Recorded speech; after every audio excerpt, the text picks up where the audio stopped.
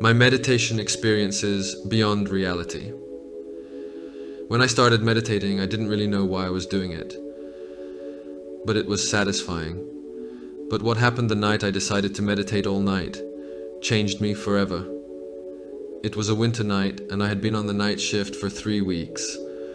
In order not to break my reverse routine of sleeping during the day and working at night, I continued this cycle and so had the whole of Saturday night free. I lit a candle and sat down in a meditation seat and started meditating. As I have found, meditating in the evening or at night is much more pleasant and comfortable, as the world is generally much quieter and there are not as many events happening in the space to disturb the restful state. I don't even know how long I sat before it all started. All I know is that I was willing to sit up all night and listen to my own consciousness. Then it started.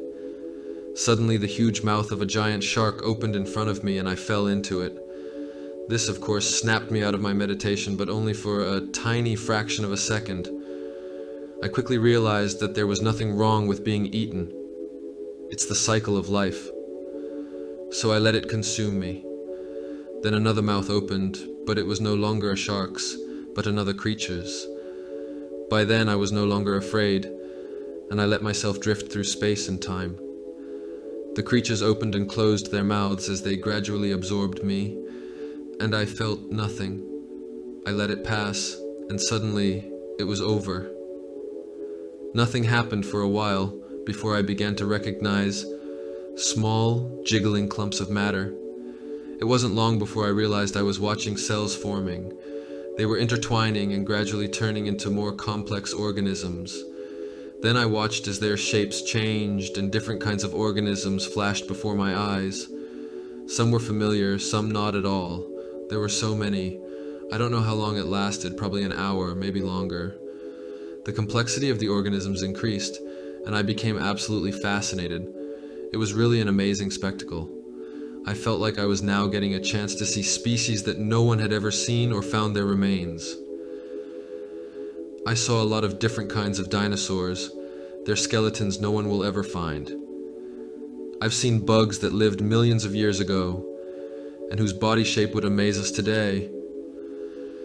But then, it ended. I had to open my eyes and look around. The candle flame swayed slightly, and I knew I had experienced something absolutely amazing. I got up and went to stretch my legs. The images that had appeared to me a moment ago floated through my mind like a fog. I began to feel that all this was just the beginning, so I sat down again and closed my eyes. Now I was ready to accept anything. I was beginning to realize that meditation, or rather the mind itself, is something that will continue to reveal its secrets to us for a long time to come, for we have not even come close to understanding it. The minutes passed, and I listened. Perhaps watching would be more appropriate, but my eyes were closed and what I saw was not mediated by the optic nerve. Suddenly I became aware of the depth of the space I was listening to. Now I would be forced to say it was infinite, but at that moment I didn't necessarily feel the weight of infinity. A moment for the realization of the depth of space, I realized that I was observing a group of people. They were standing in rows, looking in my direction. A figure stood in front, and it was clear to me that this figure was the leader of this group. I seemed to be flying in their direction, but I couldn't get a good look at them. I flew past and left them behind. But suddenly I saw another group in the distance. It was similarly situated to the previous one, but I could clearly see that it wasn't the same group.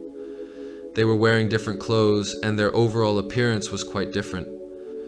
On the one hand, I had the feeling that they were looking at me, but when I was almost upon them, they seemed to be looking behind me.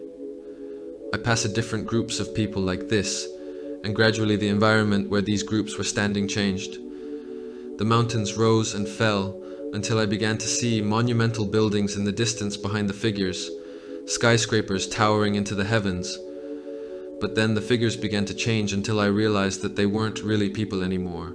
I began to pass strange creatures. Some looked more like octopuses, but they still followed the same pattern. a group of several individuals led by a majestic figure. I've observed thousands of different cultures and probably different kinds of intelligent beings like this.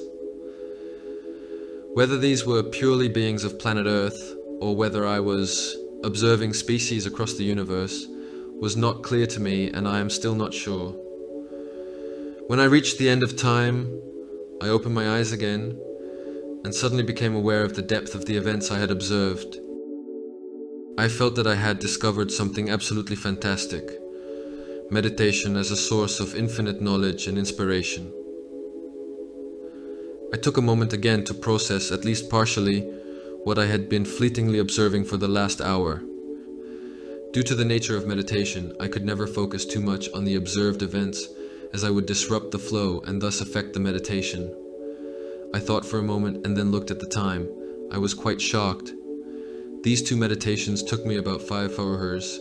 It was about 3 a.m., and I knew I still had plenty of time to continue. I was supposed to go to bed at about 7, when I normally go to bed after the night shift. So I sat down for the last time that day, and once again immersed myself in the swirls of colors and lights that arose in my mind moments after starting the meditation. I meditate for about an hour and nothing happens. But then I realized that something is happening after all. I just couldn't recognize it. Because during this meditation, all I could perceive was pure space made up of small dots. I couldn't tell if these dots were black or white. They were neither, and at the same time they were both. At the same time, their flickering against the background seemed to form a golden wall. It was as if I had bumped into this wall in the same way as the wasp outside the window, unable to understand that there was a translucent substance preventing entry, but at the same time it was soothing, and I enjoyed being a wasp bumping my head against the window. At the same time, I was completely unaware of the height of this barrier, and had no idea that its height would be finite. But when I crossed this barrier, I suddenly felt as if I had swum upwards against the current of a giant waterfall. When I crossed the golden barrier and felt that I was in a wonderfully calm space where nothing was moving, I looked around me. Suddenly I saw it. A figure so huge that it disturbed me, and I suddenly reappeared in front of the golden barrier. But at that moment, I felt the desire to get back to that quiet space where nothing moved, and to see that mysterious figure that towered over the universes. After that, it didn't take so long. I knew that if I climbed that wall long enough, I would climb it again. And indeed, after some time, I found myself there again. It was strange how quiet it was. It was as if nothing had moved for billions of years. But I longed to better examine the figure that stood there. When I was there again, I realized that the figure was not alone. She was at the front like the leaders of her tribes, but somehow it was all different. This figure was the largest of them all, and I felt that the light I was now observing reflected off his head had traveled for millions of years. But I really can't determine how huge the figure may have been and how long the light may have traveled through space before it reached me. The other figures were also very tall. However, with the height of the leader figure, they were several times smaller. Some were just like the giants in our movies. Some, however, could swallow our entire galaxy like a raspberry. I was able to linger here, but only for a few seconds, and I was once again in front of a familiar barrier. When I opened my eyes and looked at the clock, I just smiled and started getting ready for bed. And that's all for today. Thank you for listening to my story to the end. It's something that really affected me, and I'll never be the same again. Goodbye.